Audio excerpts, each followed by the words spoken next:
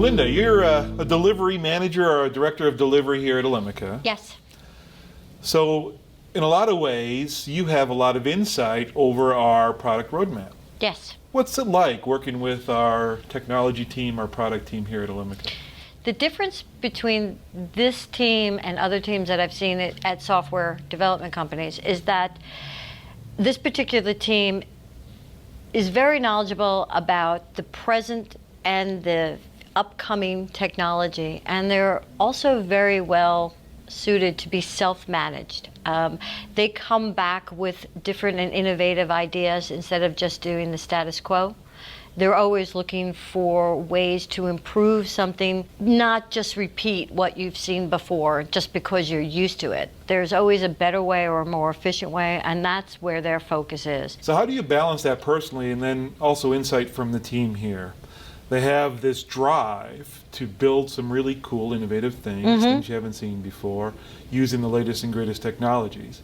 But then at the same time, there is a practical element, if you will, that goes into this, because at some point, those aspirations need to translate into beneficial solutions for our process industry customers. We work hard to ensure that we review what our priorities are, what are we working in what order, and ensure that we're working on the right thing at the right time so that we could provide the services, get it out the door, actually make sure that our users get a chance to use it, and also give them an opportunity to verify that our great idea is actually suitable for the work that they're doing. So how do you get that feedback from the users to know whether what you are proposing or what you're trying to develop is the right thing to do? When we have access to the users, we put things in front of them, and then we ask them to use it and pay attention to what they're saying, how they're using it. If we have the luxury to actually have them sit in a room, we actually watch them use the tool, and not only watch how they're using the tool, but listen to how they're thinking and pay attention to the questions that they're asking. Because sometimes the questions, word for word, may not be the right question, but if you read into it, you could see where they're getting confused because they're based on an older idea. So sometimes you have to, again, they run into the same thing that I run into, where you've been so trained that things have to happen this way.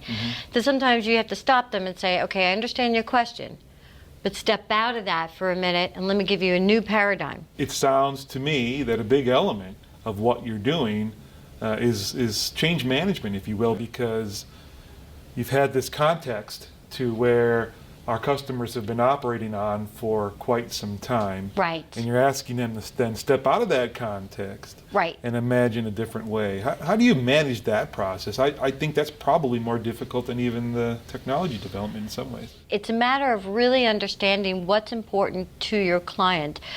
Over the last 10 years in software development, in software in general, it has sometimes these systems have become so complex that someone's day-to-day work is not about meeting a certain business objective. Sometimes it's just a matter of making sure the software is updated with data so that I'm feeding the beast that I can eventually get to my objective.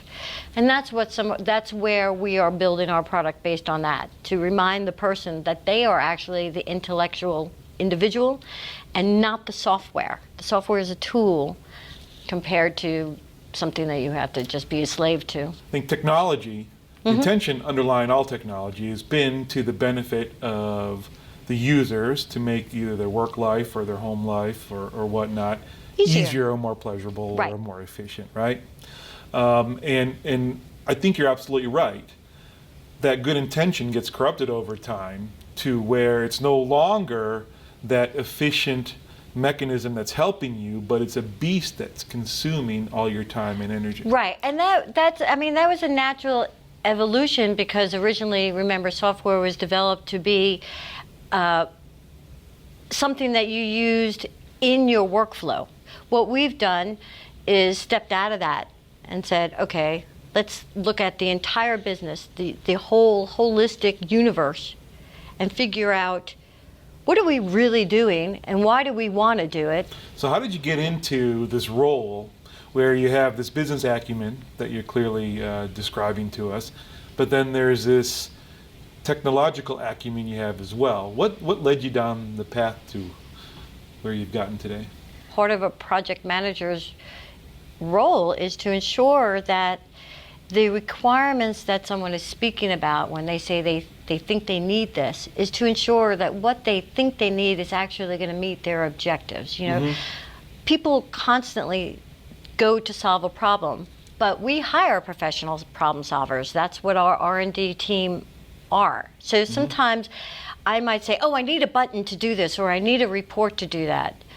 Well, you know what, I'm jumping to solving the problem, when in reality I have someone who's really much better at it. What I need to do is communicate, where am I getting stuck in reaching my business objective? And as a project manager, my job is to start that conversation, to remind that, and to get those two people together.